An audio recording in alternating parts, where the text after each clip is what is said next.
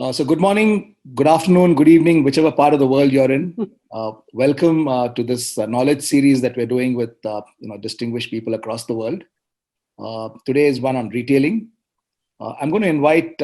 My name is Vijay Menon. I'm the executive director with Thai Global, and I'm going to invite Mr. C.N. Madhusudan, who was the president of Thai Atlanta, former president, and is currently on the Thai Global board. I'm going to invite Madhu to kickstart the session and take it forward. Madhu, over to you. Thanks, Vijay. This is the first in our strategy series, and we're really lucky to have Dr. Sheth with us. Dr. Sheth, of course, in most recent news, of course, that he was awarded the Padma Bhushan this year. And I think one of these days when the airline industry opens up again, he's actually going to receive it in person. That's true. Yeah. I came across Dr. Sheth's name when I was studying a marketing course at Ahmedabad. And it was really wonderful to see in Philip Kotler's book a reference to the Howard Sheth model of buyer behavior. I always used to wonder, who is this guy, Sheth?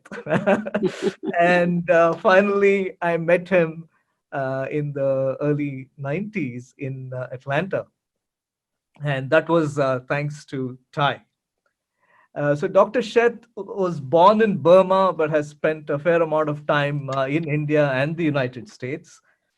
He's got an illustrious teaching career. He's the recipient of all the 4 top academic awards of the American Management Association, which I think is a privilege very, very few people have. He's the advisor to several governments and corporations. And for a long time, Dr. Sheth and I would meet only at airport lounges, crisscrossing, travel, and so on. But we also got to know each other very well because of our involvement in Thai Atlanta, where Dr. Sheth has been a fantastic, very actively involved, and a great supporter through the Sheth Foundation. I've also had the privilege of having worked with him, advising him on a M&A transaction, and it's just wonderful. Amongst all his achievements, I would put that he's just a fantastic person, and very, very accessible, always ready for Thai. So we picked up this theme of the retail because of all the questions that are kind of swirling now, especially now because of COVID, about what will happen to brick and mortar. And so the rumor of traditional retail's death, is it highly exaggerated or is it real? So that's what we are going to talk about today. What is the future of brick and mortar? How does this model remain relevant in today's environment? And so welcome to listen to the world's marketing guru. Dr. Sheth, all yours. Oh, thank you, Madhu. This is great. Our relationship goes for a long time. I must tell you that Thai as an organization has been the best thing we all have done, especially entrepreneurs of Indian origin. My first involvement with Thai Khan in San Jose was 1998. Second or third conference, I was a keynote speaker, and it got the bug in me to be a part of the Thai Atlanta chapter. I joined, I think, 1999 or 2000. I've been a charter member. And as you know, you really transformed Thai Atlanta, make it a lot more run like a corporation properly, than a bunch of exciting, interested entrepreneurs only. It's run like an organization should be run. And I also want to thank Vijay Menon. I just met him actually, but I think it's excellent to have an executive director like Vijay, because he has all the experiences that we all experience, whether we are academic entrepreneurs or business entrepreneurs. I think it's the same rhythm by and large. So I'm glad that you invited me, and it's my honor to be a part of the Thai series on strategy. Excellent. So before you start, I would just like to tell our audience that we are going to plan this as a 30-minute presentation, followed by Q&A. We are going to have lots of time for Q&A. There is a Q&A screen on your Q&A box on your screen. So take a look at that. And if you have any questions all through while Dr. Sheth is talking, please feel free to add your questions. And we will try to cover as many questions as possible. You're welcome to ask a wide variety of questions, including, if you have questions which are India specific or geography specific or brand specific, just go ahead and, ask your questions. Back to you, Dr. Sheth. Okay, thank you so much. So Vijay, let's show the prepared presentation, please. The first slide.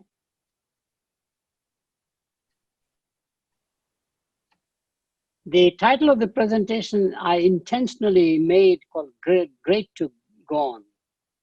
We had a great book called Good to Great, which did very, very well. Many of the companies highly praised in Jim Collins' book, which sold multi-million copies, as companies that delivered better shareholder value consistently. Earnings growth was the measure. And unfortunately, out of the 11 companies that he targeted and talked about, 2 are already in Chapter 11 protection. And anyhow, that whole theme seems to have gone away. So many of the good companies which became great are now going away, which led me to think about what is happening in the retailing, which is a very important sector, as I will talk about with some numbers.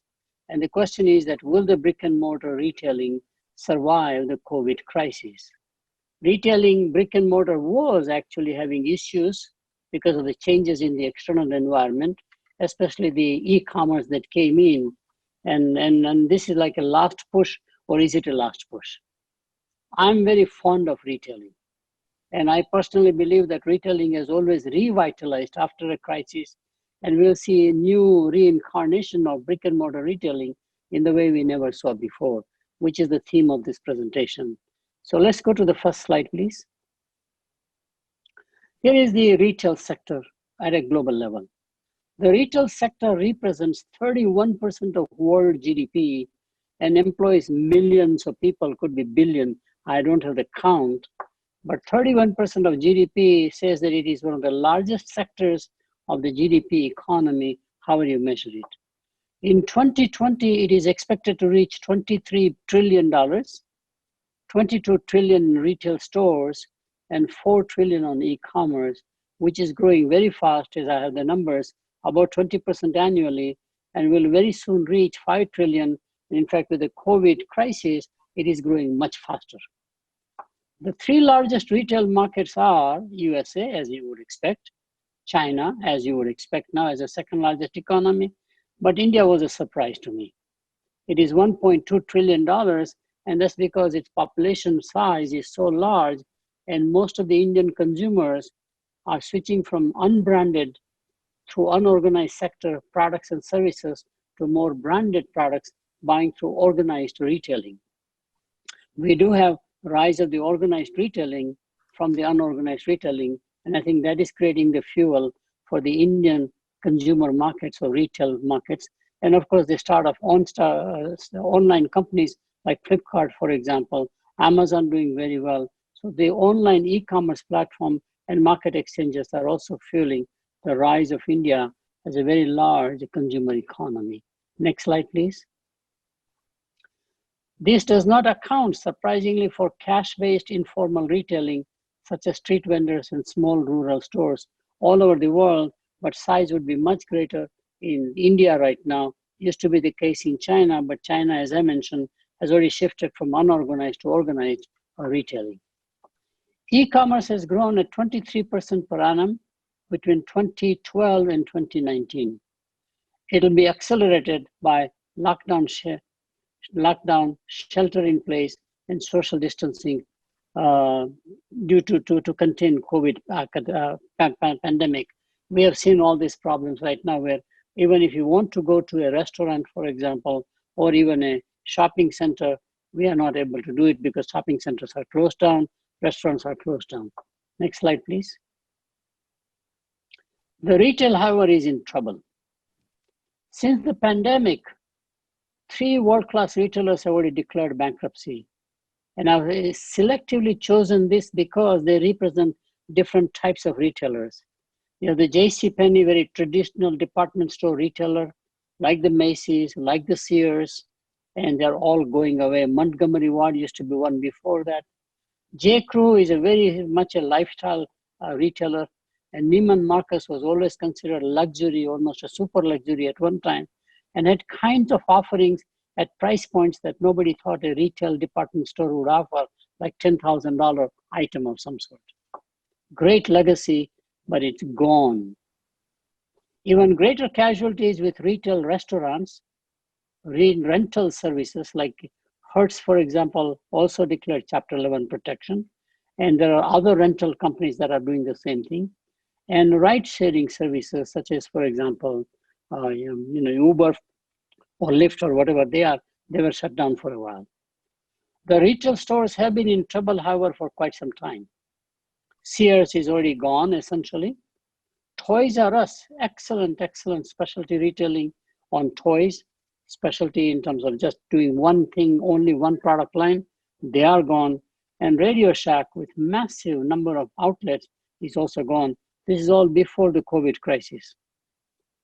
The last point is the most striking to me. As of December 31, 2019, pre-COVID, 9,300 stores were closed down in 2019, a 63% increase from 2018, when more than 5,700 stores were closed. So in 2019, Payless Shoes was a retail chain, 2,500 stores, all shut down. Surprisingly, more chain stores have done worse than individual stores in terms of pre-COVID. Jamboree is another one, 805 outlets, and Dress Barn, 650 outlets. These numbers are mind-boggling. So you can see, and by the way, these three are the big ones. Then there's a drop and there's a long tail of many retailers with maybe 100 stores, 200 stores or something like that, all declared. Basically, they're shut down. Next slide, please. Why do great retailers go bad? That's the question. Most great retailers go bad when they are either unable, which is a very important point, or more importantly, unwilling to adapt when their ecosystem in which they coexist, the technology, non-traditional competition, consumer lifestyles, when they change rapidly. Older examples are A&P, some of you might remember, strictly private label like Marks and Spencer in England, for example. Great company. The only supermarket that was coast to coast, Atlantic and Pacific, that was the name. Woolworth was a great company in dime stores in downtown, when downtown people lived there. Woolworth, SS Kresge, for example, W.T. Grant, and SS Kresge transformed into Kmart. W.T. Grant did not survive. Woolworth actually owns many of the specialty retailing brands, for example, Florsheim shoes. They actually own the brand that sells athletic shoes. That's fascinating to watch how transition they have made from where they were in a brick and mortar form. Kmart and Sears, of course, even after the merger, have not survived. And the latest ones are the luxury brands, Neiman Marcus, which we just talked about, and Saks Fifth Avenue. So it is both unable and unwilling. I must tell you, J.C. Penney has tried, but they were unable to make the transition. They got a new outside CEO. I think he came from Apple, tried to do something what Apple does, and unfortunately, he could not make the transition properly. So let's go to the next slide, please. Digital technology, these are the ecosystems that have changed, including e-commerce and electronic market exchanges, which is even a bigger problem, have been the most disruptive forces. This will be further accelerated with artificial intelligence, virtual reality, and blockchain technology. As the artificial becomes real, retailers will have to reposition for future survival and growth. And I will articulate about when people like artificial more than the real. We are finding now very much, because the lockdown, telehealth has come in, doctor sees you on a Zoom, and I was yesterday with some medical friends, and they all said, the doctor simply said, patients love it. They would rather not come because it's a hassle of coming to the clinic or the hospital, waiting in time, worrying about other patients there. And this is a one-on-one consultation where the physician is putting full attention to that conversation. And of course, the health provider is very happy because you can get more productivity out of the frontline physicians by and large. So let's go to the next slide, please.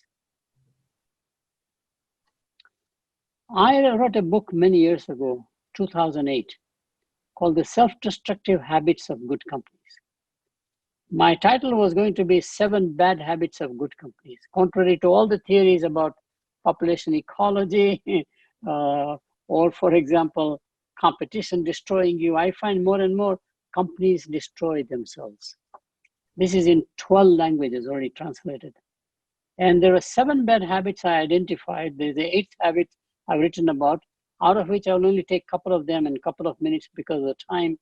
The biggest problem with most companies is once they succeed, they have a denial of new realities. When I worked in the auto industry in Detroit, all the majors, they simply could not believe Japan can make good quality products. Today, Germans are having the same problem. They could not believe that Japan with Lexus automobile can be in a luxury market as good as a Mercedes-Benz. I think that's a very key one. Nobody imagined that emerging markets like China will have world-class corporations, or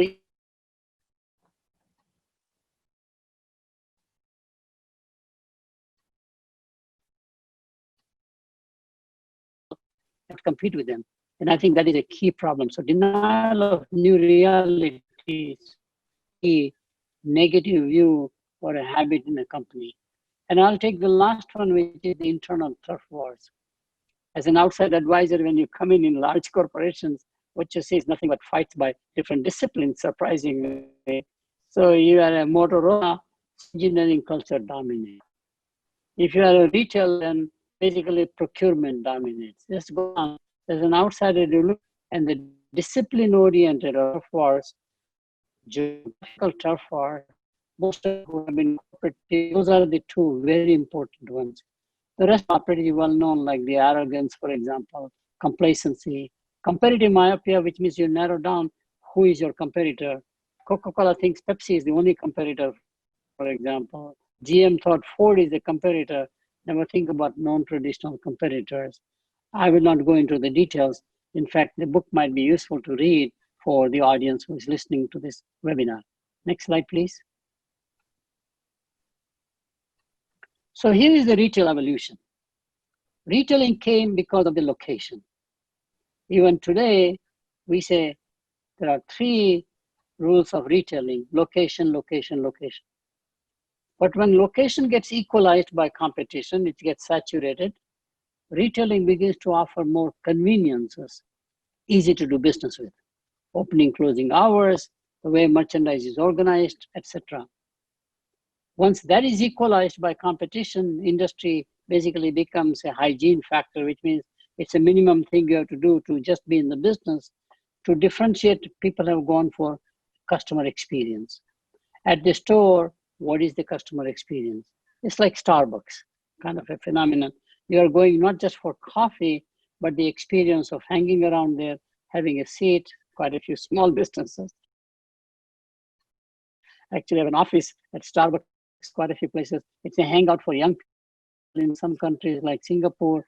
It's the customer experience that's as important as the product itself.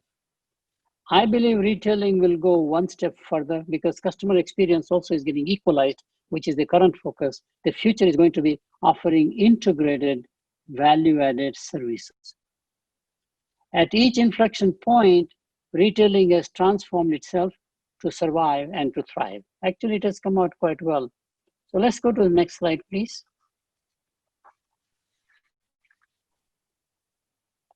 Next slide. Yeah. So here's the way I see brick and mortar retailing surviving by repositioning.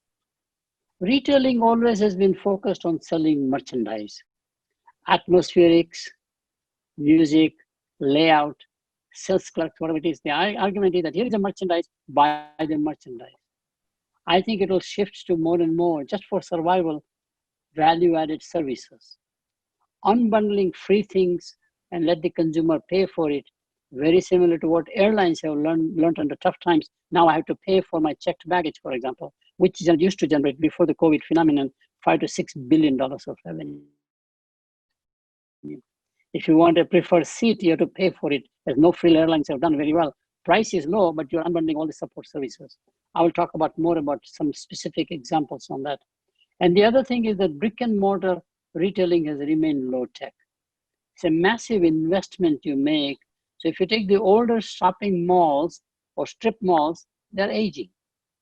Only newer malls look like they have some technology. If you just analyze the imprint of technology, including, let's say, embedded technology like IoT, they are very brick and mortar, very traditional. So how does this space and the way you do business become from low tech to high tech? And it's a very large sector of the economy, which means technology companies should be very interested in offering technologies to make the physical space more exciting, more entertaining, more adding services in the process. So let's show you some examples in the next chart about the value-added services. Vijay? So here, the first one is financing and payment systems. Sears Roebuck, about 20 years ago, had a $24 billion merchandise business, largest at that time. Had 50 million household credit card, largest before MasterCard and Visa came in, much, much larger than American Express. They made money on financing. In fact, 34% of all the net profit of Sears came not from any product, but all because of the credit card and the financing they offered. Second largest item of retailing profitability at Sears was extended warranty services. So 34% strictly in financing, 30% in warranty. Both are like auxiliary or support services. And this example can be repeated today. You see companies like Rooms to Go, which is a large furniture retailer, offering you 5-year, 6-year, 0 down payment. You don't have to pay any interest, for example. Your monthly payments can be delayed by 1 year, whatever it is, so that the affordability or access to capital is not a bottleneck. And of course, we know this is the phenomenon in the auto industry. Without financing, auto industry cannot sell 7 to 8 or 10 million new units, or used car market the same way. Second one is ordering and delivering. You unbundle that thing. So I nowadays order from my grocery store like Kroger or Publix, which is what we have in Atlanta area. And it's very simple. They charge me extra. They have the Instacart as a delivery mechanism. Whoever is the delivery mechanism. And those delivery companies have grown fantastically. So ordering and delivering is very possible. In restaurant business, of course, Grubhub is one of the companies whose valuation is very high. Uber is trying to make a play to combine the forces together. So I can give you lots of examples. Third, there's a huge sum of money in every country, surprisingly. Even in India, this is true. You have a lot of public assistance program for lower income population. And those assistance programs, the payer is not the buyer or the user. So how can you organize whereby you are able to get what is called food stamps at one time, pretty much as a support program. These are the subsidies so that one can afford it. And again, they've learned how to manage that whole food stamps programs pretty well. And I think that's a moneymaker. Next one is very interesting. I have analyzed many loyalty programs in retailing, airline programs, for example, hospitality industry programs. Supermarkets are getting into loyalty programs. They're all dumb. There is no smartness. They're just databases. They're not exciting even. I don't even get alerts properly of what else can they do. I do get a statement, how many miles I have on the airline, for example. And today with technology, it is very possible to make them smart loyalty programs. Not in terms of predictive analytics, but it's more than that. We are talking about the promotional aspects that have to be built into the loyalty programs. And that can generate enormous revenue. The notion is that your largest customers or buyers are the places where you should dig more. You have more opportunity to have them buy more and more because they are patron. They like what you offer. Installation and maintenance. Again, back to Sears. Sears actually built homes. Sears did extended warranty, in-home installation of refrigerators, everything. Today, Costco does the same. Costco is a major retailer, and you need to watch how well they're doing it. So Costco has a services division. Walmart will also have a services division. Target will have services division. These are large, big box retailers in addition to the grocery stores. Recycle used merchandise. Apparently, retailers have never thought about how to use merchandise, recycle used. In many categories, I mean, you do have the used automobile market, we saw that thing, but there could be used appliances market if you're an appliance seller, for example. Anything that is a valuable one can be reused. There are a bunch of product categories. So if Goodwill can be such a big retailer, where they get the product in charity, they refurbish it, for example, and sell it, and people go, and today most fashionable is to have a Goodwill premium store, more luxury brands, where wealthy people go to show that they can buy from Goodwill. It's like a status symbol in many ways. Festivals and events. I love in India festivals. How many do we have? I mean, I tell you, my view is that there are 200 holidays in India by each region. Each region has their own holiday. You can create a festival. You saw this excitement created by, I believe, Big Bazaar. Flipkart does it now, all the online guys. You had the Diwali as a festival. And if you don't have a festival, invent one. In America, retailers have done a great job by linking of all of the longer holidays like President's Sale, for example. Thanksgiving is created, which is the largest selling. It's a question of creating excitement in retailing through offering more and more services. And of course, the last one is having a discount, apps. Retailers don't do a good job. People, they still cut coupons from print papers and take it to the retailer. Think about that. Today, technology, I can do it. We do have certain apps that aggregate where you can Groupon type things, but a retailer can do it also, a large retailer that's very capable. It's the old practice of razor and blade in technology enabled way. So Kodak made money not on the sale of the camera, but on the film. HP makes money not on the printer per se, but all the ink that you buy again and again. So the razor and a blade principle can easily come where merchandise is at a low margin, but services are at a high margin. Next page, please. Low tech to high tech. I'm watching Amazon Go in California, actually in Seattle. They're coming out selectively in different places. What you're trying to do is that if the margins are compressing, let the consumer do all the work, like self-service. I have not experienced myself, but people who have experienced are absolutely incredibly fascinated how much artificial intelligence can be built.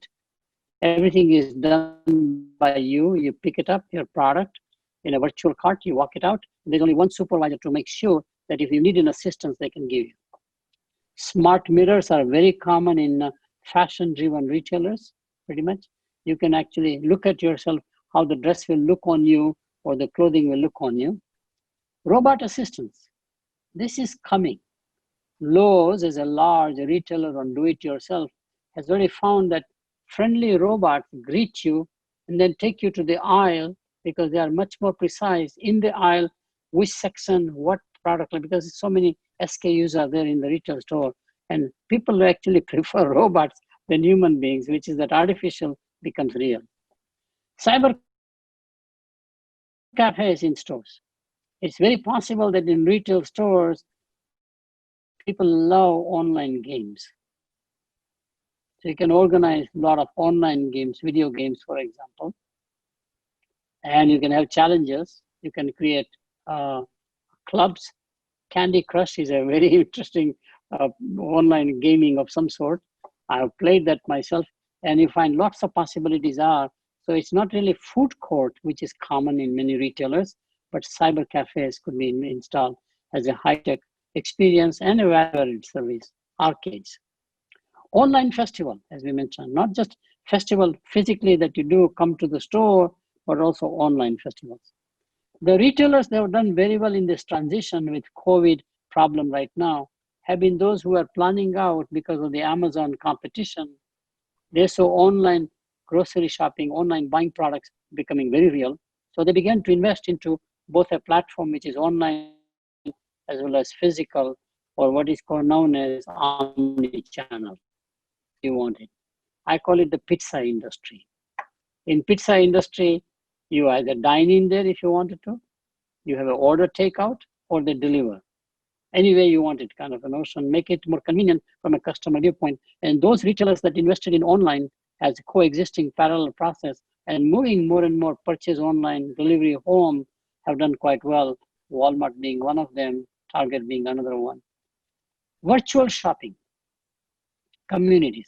Actually, people love shopping, and there is a whole community of interest. They want to talk about what, how much bargain you got, etc. And it is not limited to one gender, by the way. It's equally popular among men for their product as it is among women. You can create a whole chat organization to create excitement with technology. Store apps. Most of the store apps are boring. How can you make it what I call edutainment? It educates the people, and today YouTube has unlimited channels. Unlike cable television and unlike, for example, broadcast, which is very limited channels, you have to pay quite a lot. I can on YouTube create a corporate channel and people will watch it. Many years ago, when cable television was coming, infomercials were coming, people thought people will not like advertisement, but people are glued to that one. And we have seen Home Shopping Network. There's a group of people who are addicted to Home Shopping Network. Constantly comes in, you are selling it and asking them to order it right now. And of course, as I mentioned, YouTube channel is a very, very important area where the customer puts their content, not just the company. Next slide, please. So let me conclude because I wanted the presentation short and pick up more questions. Retailing is here to stay. It will be revitalized and repositioned for the future as it has always done since the Industrial Revolution, when formal retailing we know came into existence with dime stores in small town city centers. Evolution of retailing from location-centric to convenience-centric to experience-centric will transform into value-added services enabled by digital technology. By the way, this reminds me to also mention that shopping malls owned by private separate companies like Simon Properties or Simon Brothers, they will have to transform from merchandise, inviting merchandise retailers will become service malls, professional services. It's a cluster of all the doctors in one place, urgent care, primary care, outpatient surgeries even for that matter. And similarly, it's a cluster of all the lawyers, cluster of all the accountants, because is very valuable. It are some of the shopping centers, especially large strip mall type, large ones, are likely to become sports and recreation arenas. In other words, shifting from merchandise-oriented retailers in the shopping center, you invite more and more service-oriented. As you know, many shopping centers survive today on movies and popcorn, quite a lot, plus the food court as part. They're all basically services. So I want to add last area. This will decide who will be the winners and the losers in retailing. Next page, please. Oh, that's it. Vijay, do you have? Yeah, I think I have one more. Brick and mortar retail stores will become specialty stores. This is very important. Like an Apple store, which is a specialty. And like Apple, more stores will come about where people come there like Starbucks, not just the merchandise and the advice. Foot Locker did very well in its early evolution, where you went where the person was absolutely an expert because the requirement was that you have to be active in 2 or more sports. So the sales clerk has worn out more Nikes than the customer coming in. He or she can give you the advice, what is right or wrong. Your SKUs are quite a few, specialty store kind of a thing. As mass merchandise goes online.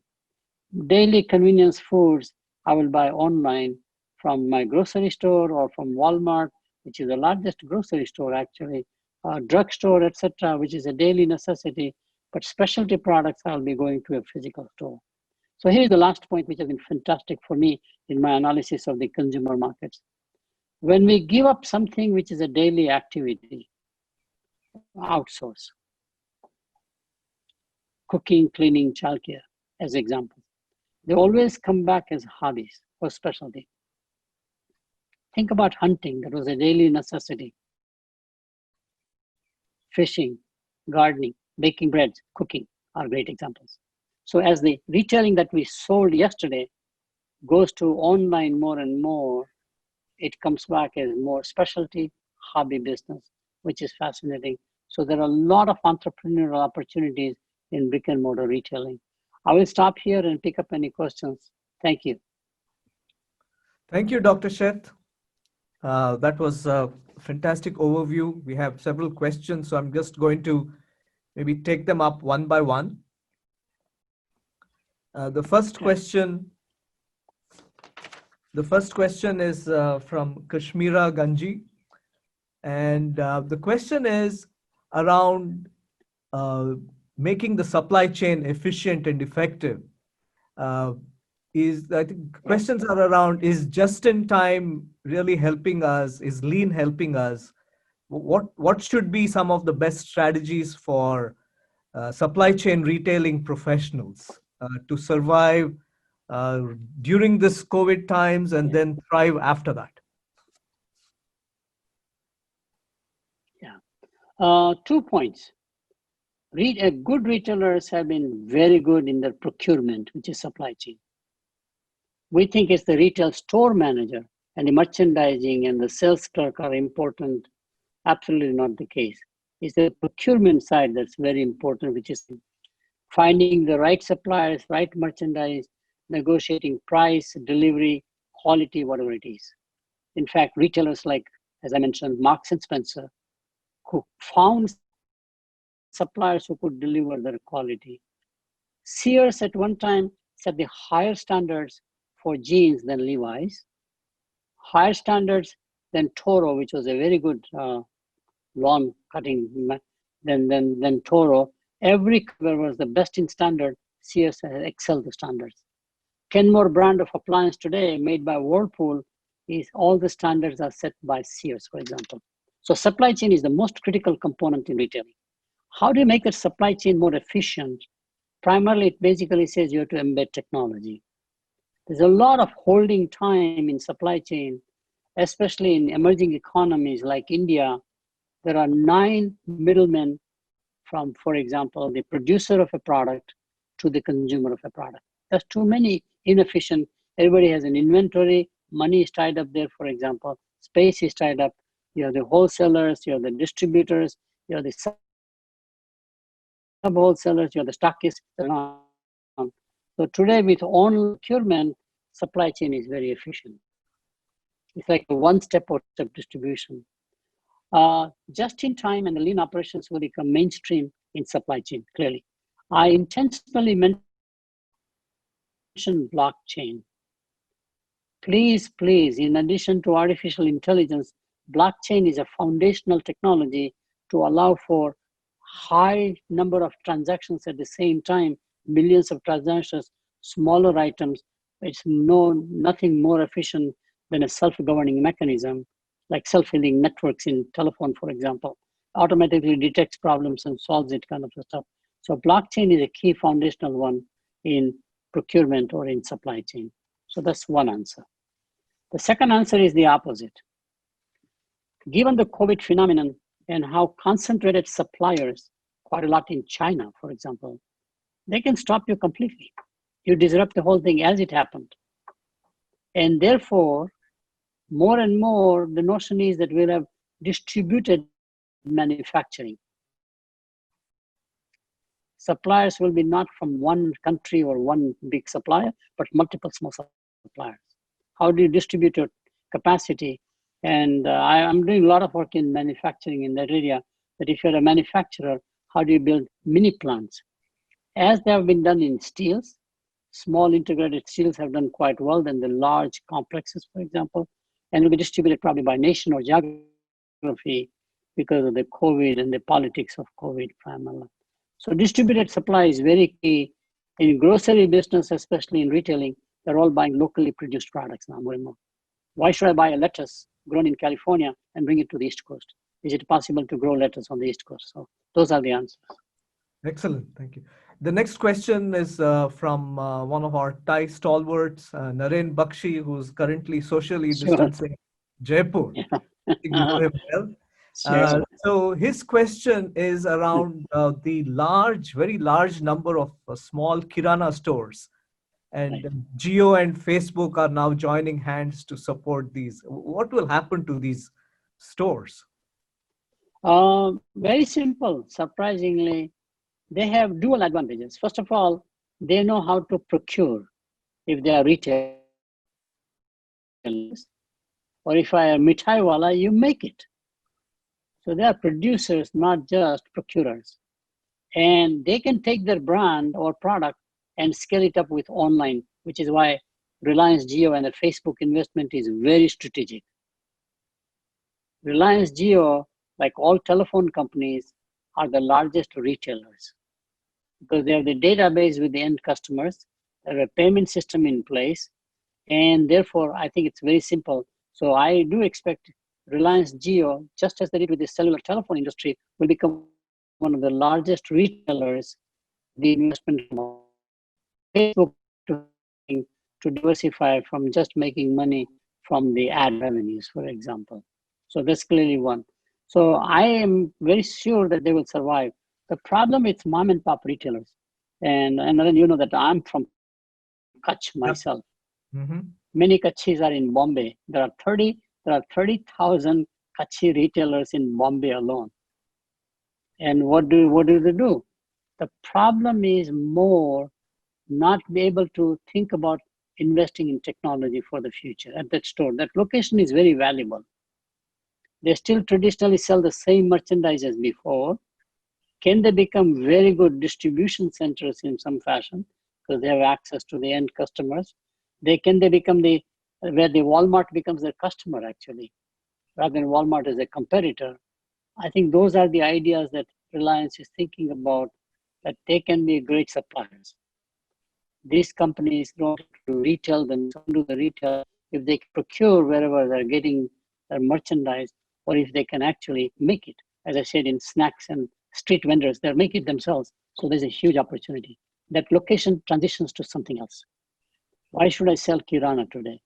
If you go to the small towns, the survival of that retailer has been selling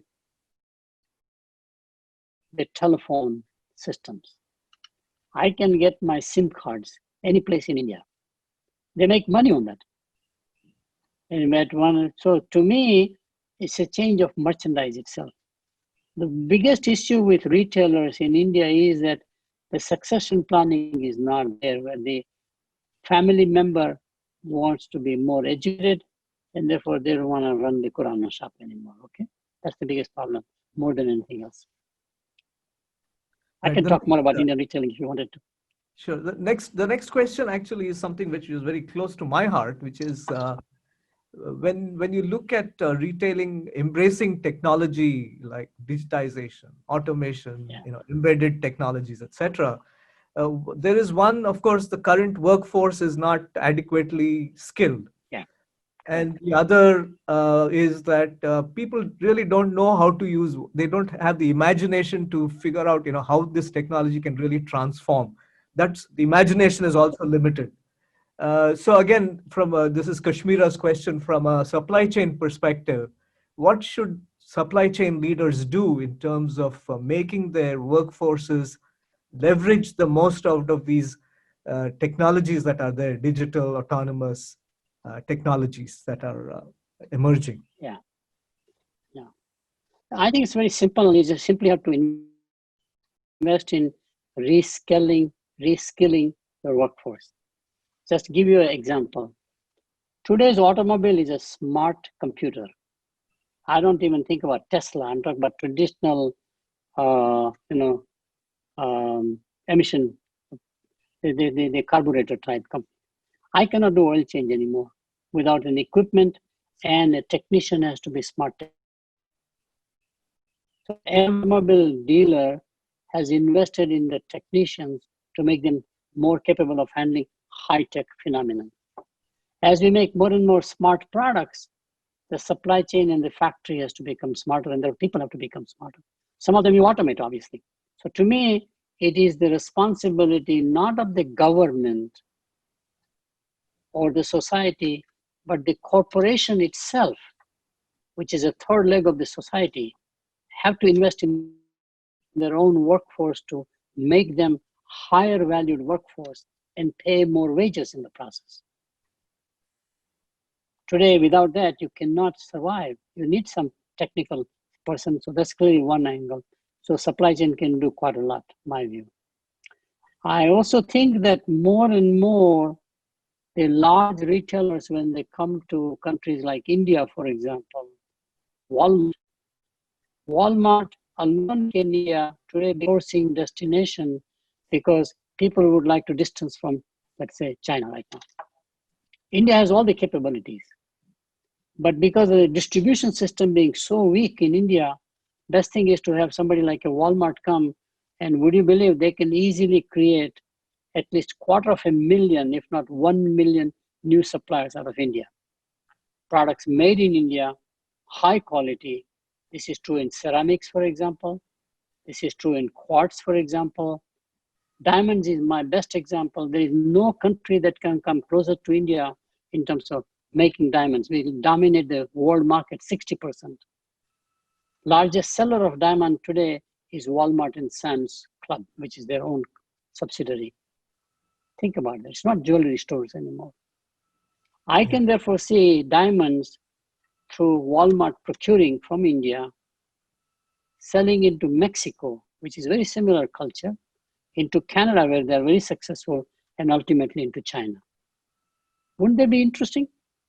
So I think we are having this hang up about large retailers doing damage to Indian retailing. Their interest is not just Indian market, which is there, but also identifying merchandise. I'll give you another quick example for India. There are very few countries that make hard luggage. Everybody has gone to soft luggage. A few factories are only in India. So soft luggage is the dominant one now. So what was peripheral, supplemental has become core, even including briefcases, for example, traveling luggage. So, but there is a market there still as a supplemental, there are certain things you want to have a hard luggage, and India makes it, for example. I can go on and on and on. VIP is a major manufacturer. So I do believe that it's very possible to do. I do want to make a comment. Today, the cost of a large screen HD TV is so small, I will see every Panwala store having a large screen. Think about that. High-tech embedded in that 400 square feet space, and it's making very exciting. They just don't do promotion of any kind, but a supplier can do the promotion on those screens, and I can have lakhs and lakhs or hundreds of thousands of screens all over the nation network today in India. It's that simple. Yeah, and they'll all be on Zoom calls too. They will be on Zoom calls too. But by the way, now let's take this point a little seriously. Today, at every store retailing, now we have a swipe card to take the debit card. Restaurants, yeah, you have it. I mean, I went to a restaurant in Matunga area, cash only payment, and I said, I don't have cash. Cash meaning, you give cash, but they actually have a GST mechanism with which I have, they use the machine actually to give me a receipt, even though I paid the cash. This is mind-boggling. So technology has been making inroads into that mom and pop, small town retailers, all the way to rural markets. Okay, Anshu Mehta wants to know how online grocery retailers can create a much richer customer experience. Yes, very important point, an excellent point. Online people began with a computer in their mind, not the customer in their mind. They thought, how quickly can I do it? The only exception may be Amazon. Amazon is so user-friendly. Uber is very user-friendly, I know. So today I don't need to have a taxi. It does everything end-to-end. So one thing that the online retailers have to do is to make it end-to-end. There are three elements of a good salesperson or a good leader for that matter. Everyone, good teachers is the same formula, which I discovered by doing research on great teachers. What you need in machine is not only competence, no error, which is how we measure flawless transaction, but it also needs empathy, a listening skill. Today with artificial intelligence, I can have a listening skill built into it. So more artificial intelligence you embed into online retailing, the better off you are. But the biggest factor in any selling or a leadership is enthusiasm, the passion. So people say, how can I make a website exciting? Websites are so hospital type, clinical, but no excitement. Then you think about it and say, oh, of course, wait a minute. There are other websites that are so exciting, which are called video games. Have you seen the excitement of video games? How much exciting the site is itself? I think we can learn quite a lot from the entertainment industry and put it, some of them, not all of it, into the online retail experience primarily. One can equalize brick and mortar. And I'll make comment which I made earlier. I find more and more evidence when artificial is becoming real. People love artificial experience more than the real experience. I wrote an article recently where I found that, for example, this young person, divorced, single, actually is having a relationship with a chatbot. Of course, it's a woman. It's a heterosexual relationship. He really believes there is a person called chatbot. Her name is given. Now she, through artificial intelligence, says, I like to go to the beach. So he drives to the beach nearby, asks questions as if there's a real person. Are you happy now? Almost becoming a girlfriend now for him. His comment was, I enjoy that relationship more than real humans. To me, that is the scary part.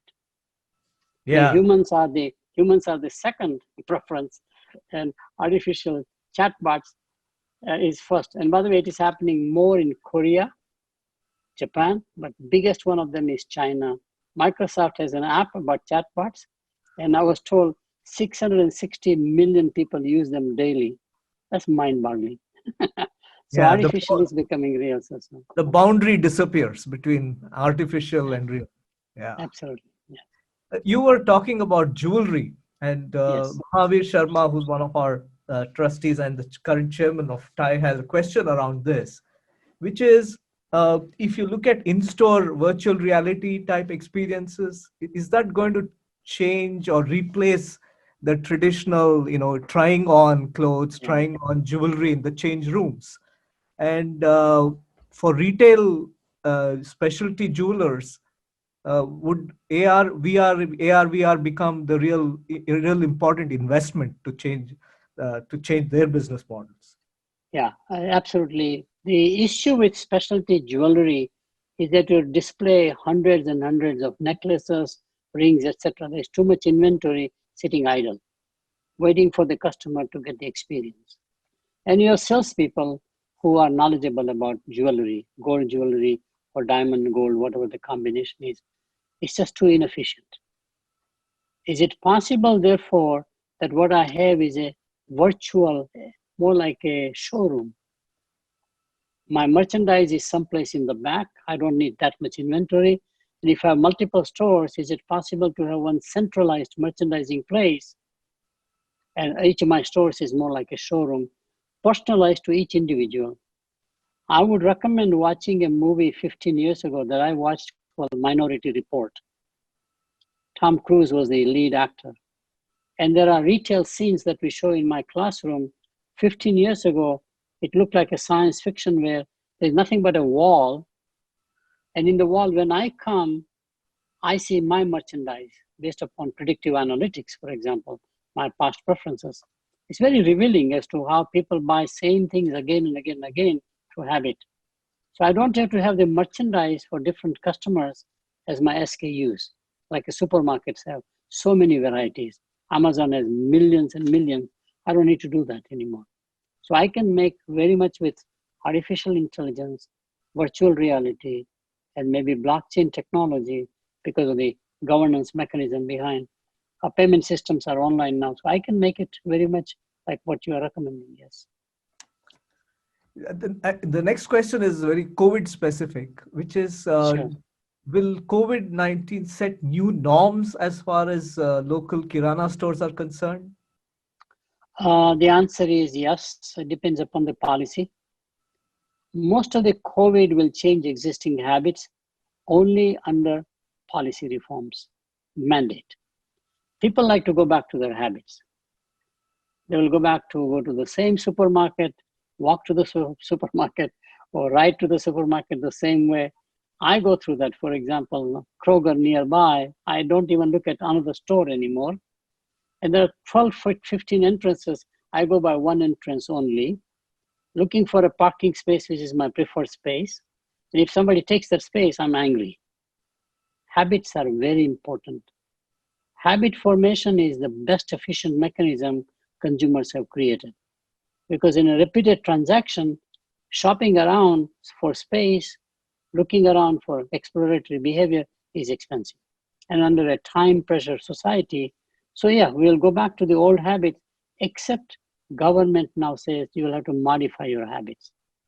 So yes, I can go back to the restaurant, I can go back to the store, provision store, but I have to make sure provision store is organized from a safety viewpoint. The person doing the service, giving you his sanitation capabilities are there properly.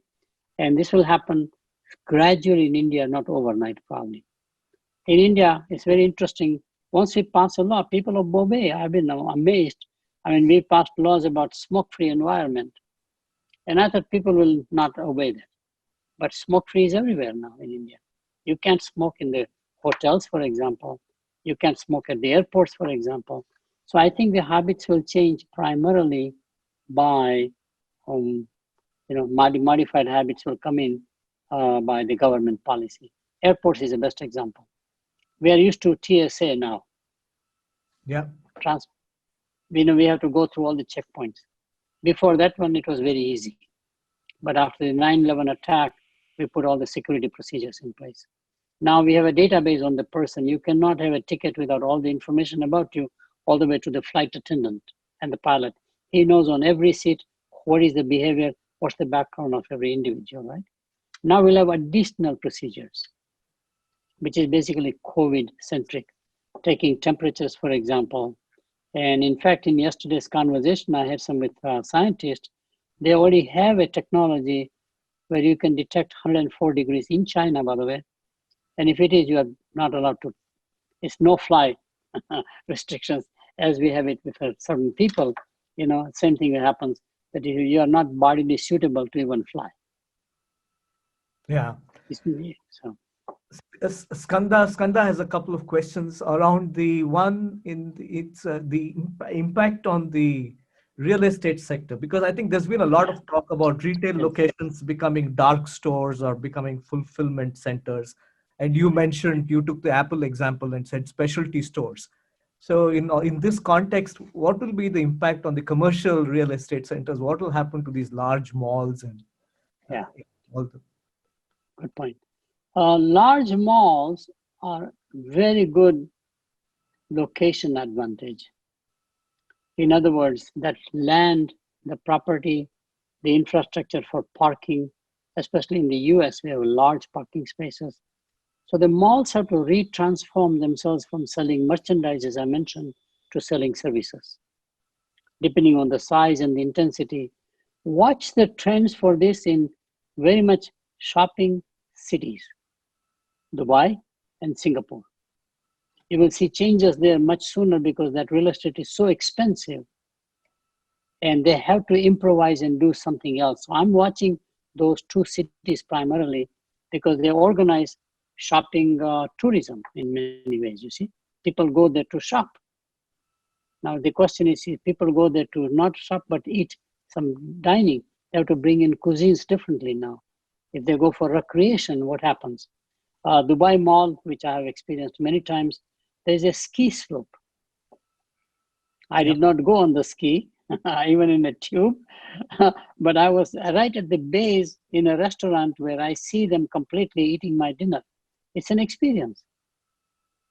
So to me, Dubai has already gone from selling merchandise, high-end, luxury brands, to selling experiences. So you can do anything in a shopping mall, depending on the way you're organized. If it's a multi-story, you do it one way, as Singapore does quite a lot. If you're a single story or two-story spread out, you do it differently. So watch that trend. I think commercial real estate will come back if it is reinvented, repositioned to do something else. Immediately, many of the shopping centers are doing that by becoming multi-screen theaters, movies. Yeah. People like to still go to the movies, smaller each one, but to go to the movies. So there are many options out there. Yeah, the next question is to get your views on a couple of things. One, of course, is this whole issue of cloud kitchens, where the restaurant front Yes. has disappeared and it's just the kitchen. And the second Right. is automotive, going online instead of having to deal with the terrible auto salesperson. Second one is easier to answer.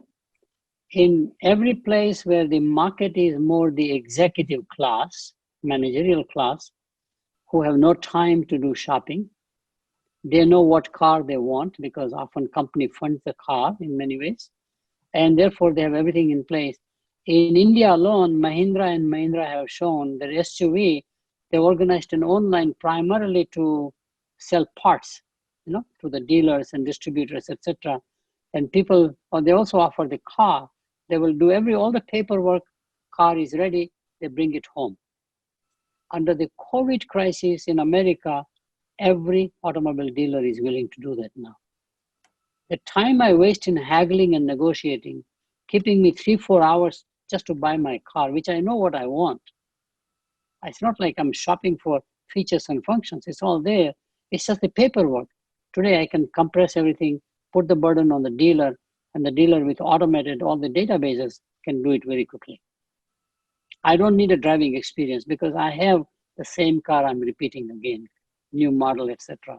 So given that situation, today in the US, I know they are able to do transactions where the automobile comes home, you don't have to go to the automobile dealer. Very possible. What was the other area? The other area was cloud kitchens. Yeah, cloud kitchens is the future because the most expensive part of a restaurant is the kitchen. If you can make it shared, it is already happening in the US. In fact, one of my former colleagues, I've been advising him, he finds very fascinating that you have these great chefs, but they don't have the capital to invest into buying or renting a whole restaurant. And they would like to actually have kitchens where they can make these things and it is delivered to corporations, not consumers. The biggest market is a corporate market where you have large corporation people who need food from outside. So you don't have to build in the food court there. You can have these great chefs and you know the recipe online. It is already happening. They've built a second one, kitchen like that, which is a shared service by and large. In the younger days, most of these people who want to be chefs used high school kitchens, for example, college kitchens as a way of making things because it's available, inexpensive. Now you have there's a money-making phenomenon. Oh, sure. So what's going to be the impact on Mumbai's Dabbawalas? That's interesting. I must tell you, Mumbai Dabbawala will survive and thrive because now they can be enabled even more by technology. Every one of them has a cell phone. So they can be in real-time communication with the dispatcher, for example. They can inform the person who is receiving the tiffin when they will arrive. It's like, I'm going to tell you, Uber tells you, I'm arriving at this time, estimated time, right, of arrival. Today, Dabbawala can do the same thing because cell phone, as it becomes more smartphone, is capable of doing so many. I can embed now image of the Dabbawala himself or herself, whatever it's mostly men, and you know the person who's going to deliver. So I can go beyond just delivery. They identify who the person is. There's a personal interest and a relationship almost that begins between the person who gets the dabba, from family or home. I have basically, the only change there is that as more women work outside the family, there's a time pressure. One of the biggest outsourcing today is at home, cooking, cleaning, childcare. So it's very possible that the Dabbawala can say, I procure the food not from the family for cleanliness, because when didn't have good restaurants, it was more cleanliness, right food and all the stuff. But I can get it from a restaurant chain. You collect the food from there and offer to a corporate building or a corporate executive park or whatever it is out there. It's very possible. They will do very well, is my forecast. So they become the new Uber Eats or the Zomato. Exactly. I never thought about that, but you're absolutely right. The system is so well organized from a logistics viewpoint. Yeah. Jayesh Parekh from Singapore congratulates you on the Padma Bhushan, and he wanted you to talk a little bit about the US-China drama that is going on and how it will affect the supply chain. Jayesh, thank you. We are good friends. And US-China relationship will deteriorate more. It is the start of the second Cold War. Probably will last as long as the first Cold War with the Soviet Union. The world will begin to be cautious in doing business with China. They will definitely diversify procurement or supply chain depending on China. Give you examples. It is not these technology products like the 5G that we talk about, but 94% of all the microwave ovens are now made in China, no matter what brand you buy. We invented microwave oven in microwave technology in America. We outsourced manufacturing to Japan. Japan let it go to Koreans. Koreans have let go to China. Now I can easily, with controlling microwave ovens, make the life of the individual so miserable, like lock-in right now, that you can create a consumer revolt. These are daily necessities, like the toilet paper, hoarding of these, disinfectants, kinds of stuff. Mundane items is where the real power of a supply country is, by and large. So people are saying we need to diversify. So daily life can still continue among our citizens. So that's clearly one. And in fact, Jayesh, we were thinking I probably need to do another presentation just on India in the New World Order, which is exactly that trilateral relationship that's going to change between China, India, and America. And I think it's a very fascinating scenario, maybe somewhat of a speculative one, but I think it's very real in the trilateral relationship and the role Singapore as a country and the city will play in the future. Yeah, we'll definitely put that together. We have got that idea on the to-do list.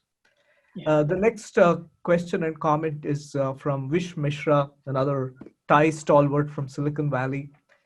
His question is around US retailing.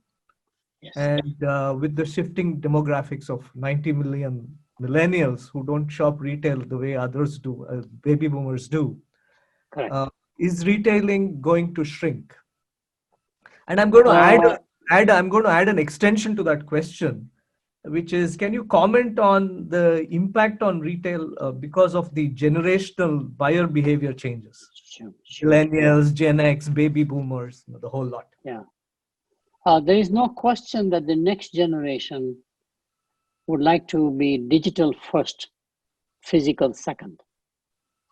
So what was core for my generation, I'm 81 years old.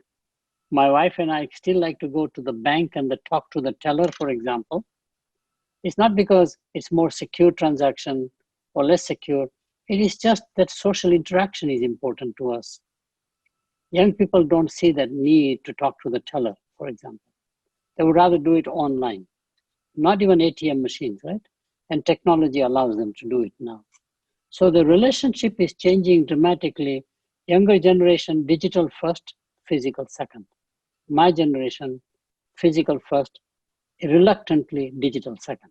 If I cannot do it, like for example, we are locked in now, so I have to order online from Kroger, my favorite supermarket nearby. I had to learn how to get their app right, put all the databases right, and I made one experience, but it's like learning a new skill for me. Young people, they are born with it. So that's clearly the trend. That does not mean the retailer physical stores will be out of business. It will mean that they will offer things that appeal to this young person who cannot get the experience online, which are all services. Remember, in America, in the older days, in the 70s, people used to hang around Dairy Queen. All teenagers hung around the Dairy Queen and had a slush, a typical drink. Today, they hang around quite a lot in Starbucks or whatever the places are. There is always a need for a hangout place, which is why I was making a comment. One of the things a brick and mortar retailer can do is to create virtual cafes, cyber cafes. That's the experience, because that's what they like to do. They like to play games with each other. So, and they can pay for that money. So there are changes like that that's very possible. But I do believe that location-wise, it'll be much different than the current location. So services is one solution, as I mentioned. Large retail shopping centers becoming more recreation and sports, where people hang around at LA Fitness or physical fitness centers. That's where their friendship is. So to me, there are many places where people still like to go. As we have seen in America, people are simply fed up with, there's a pent-up demand to get out of the house, no matter what. So they're going beyond what the requirements are, as we have seen at the bars in Georgia, for example, a haircut, for example, tattoo parlors. I mean, people are going out, they're jeopardizing themselves. Young people believe they're not going to catch it.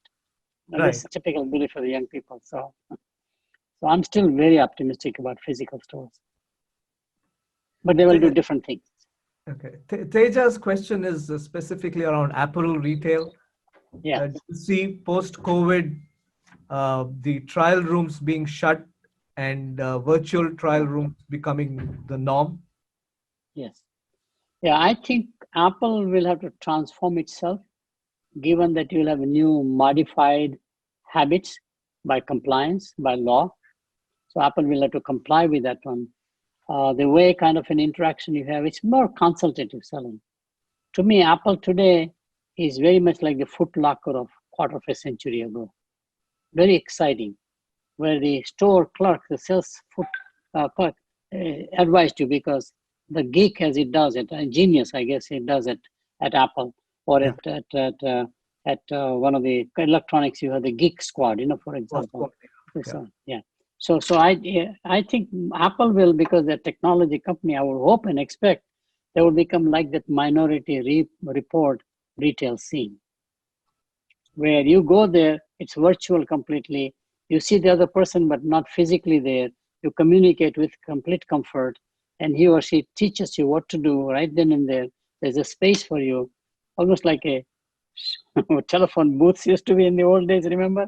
When we were in a booth, something like that, more contemporary. Oh, I can do quite a lot with the Apple Store in terms of technology being brought in without physical inventory, but I can give you experience even better going forward than what you're able to get now. The next question is also very interesting. Sanjay Ahuja is wondering what will happen to gas stations? Yes. The convenience store has already crept in, but what will happen to, given the lower demand and so on? Yeah. No, it's an excellent question. First of all, many gas stations will close down. One forecast here, because that corner is more valuable as an asset.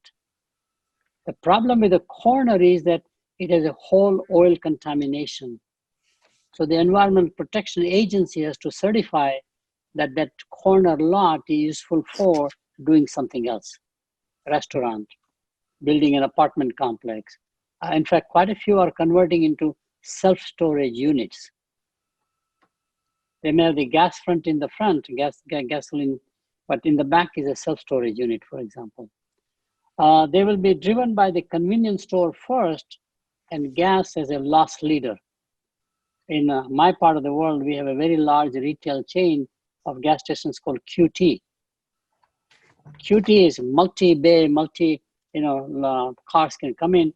But if you look at it, they're very busy in the convenience store, and convenience store changes the merchandise. So they can make fresh pizza for you, for example. Does not have to be traditional 7-Eleven convenience stores where it is basically soda, for example, In fact, most gas stations today survive on the lottery tickets, for your information. So they offer lotteries, which is their bread and butter business, not even popcorn and chips and all the stuff, that we talked about. Oh, there's a plenty of opportunity for gas stations to think differently. But majority, quite a lot will be closed down because the value of the land is more if you know how to make sure that the tanks underground do not have the contamination.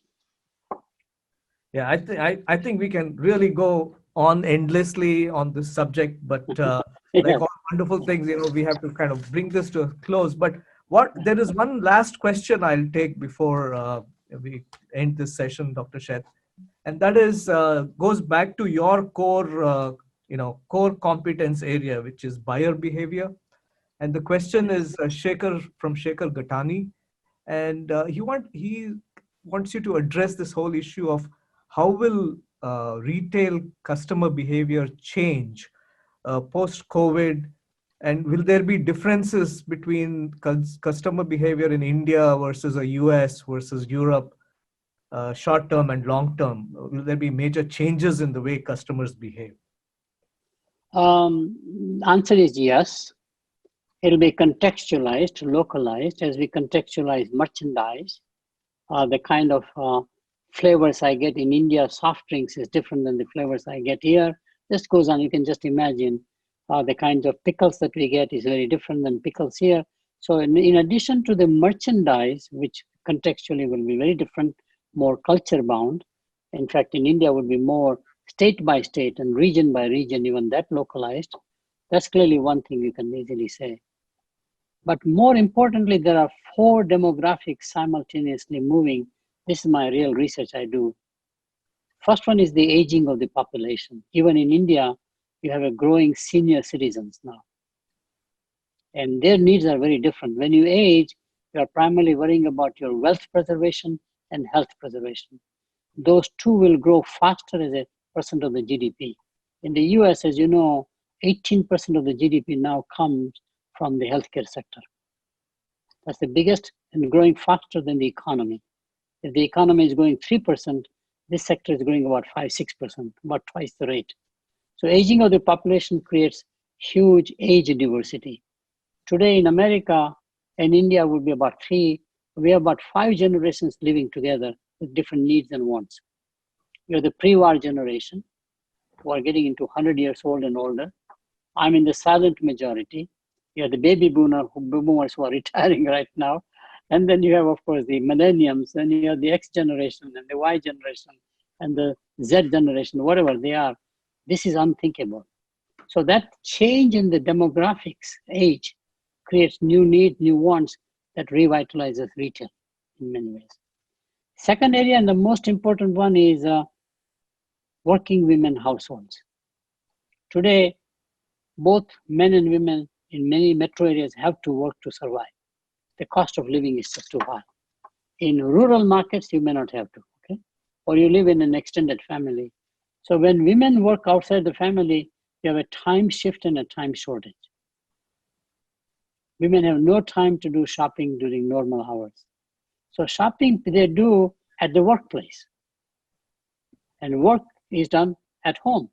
So there's a blurring of the boundaries, blurring of the responsibilities, and that has an impact on the retail scene. For example, Monday through Friday, 8 to 5 in America, who is home? Nobody. Well, somebody says there's a dog. Even the dog is becoming harder to maintain. People are having cats more now, it's easier to take care, etc. Eventually, we will have electronic dogs, electronic pets. I don't have to take care of them, and they give me all the love and affection. Mark my words, it's going to happen. Before even I pass away, it's going to happen, I think, okay? Next 10, 15 years, it'll be a reality. So things are changing because of the working women households. Time shift, time shortage. We have a large increasing ethnic diversity in America, clearly, because now we are having more non-white population growing faster, immigrating, etc. California is already non-white majority. Texas this year, I think this election year will be non-white majority. Florida will be the third state, already non-white majority. And therefore it has impact not only politics, for example, of the nation, But this cultural diversity is rising in India, surprisingly, because we allow complete mobility in the subcontinent. We are a federation. So if I'm a Gujarati, I can settle in Maharashtra or I can settle in Chennai. And I am a South Indian Gujarati, actually. Okay. I grew up in Chennai. I don't think like Gujarati people do in Gujarat, for example. So we do have a cultural diversity within India since the independence and job mobility, etc. etc. So to me, third one is increasing ethnic diversity and how do you manage that? And the last one, surprisingly, is declining of the middle class. It's happening in India also. Middle class is the toughest way to survive. Extreme two classes will rise. So you have more affluent people, which means their needs are more premium brands. In fact, I found what used to be 5 times low price to high price, any product category, whether those are fruits and vegetables or to toys or anything, today the range is from the lowest price to the highest is 20 times. There is no upper limit of price. In automobiles, motorcycles, have you seen $500,000 motorcycles now? Clothing, just goes on. There's no upper limit because these super rich people have all the money to spend in every experience, whether those are restaurant experiences. I have attended places in Bombay. I remember where the buffet is about 5,000 rupees. Just one meal. I couldn't believe that. You see? To me, it's just mind-boggling luxury, you see? As opposed to 200 rupee idli dosa plate, something like that we used to buy. Some things have changed. So those are the changes that I'm watching impacting consumption behavior, including location and time. Thank you, Dr. Sheth. This was just wonderful. And thank you for kind of sharing. I know that the topic is vast and your experience is even vaster. But we just got a glimpse of some of these. And I really thank you very much for agreeing to host this. We look forward to having another session with you on the country-specific, strategies and geopolitical, balances. With that, I will hand you back to Vijay to close this session, and also, if there are any announcements for the next few events that we have. Back to you, Vijay. Yeah, thank you, Dr. Sheth. That was a wonderful hour, and I think extremely educative. I personally enjoyed everything that you said and learned a lot. Thank you. Despite having been in retail for many years. We will have you back, as Madhu said, to talk about the geopolitics and what's going to happen between India and China and stuff like that, which will be fascinating again to hear from you. All right. I would love to have that session. This session will be available on the Thai YouTube and Facebook channels. So please feel free to go and watch it there if you couldn't watch the whole session. We also have a bunch of interesting stuff happening. So please go to thai.org virtual events and you can see a calendar of events which all our chapters are doing. And, even Thai Global does some events. So please go there and, view those events and join them. Most of them are free because as a non-profit, we want to really support the cause of entrepreneurship. And, thank you all for coming on. Have a great day, great evening. Thank you, Vijay. Thank you. Thank you, Dr. Sheth. Thank you, Vijay. Thank you. Thank you, Madhu. Thank you, Vijay. You have been great hosts. You made my life easier. Okay, thank you. Thank you. Bye. Bye-bye. Take care.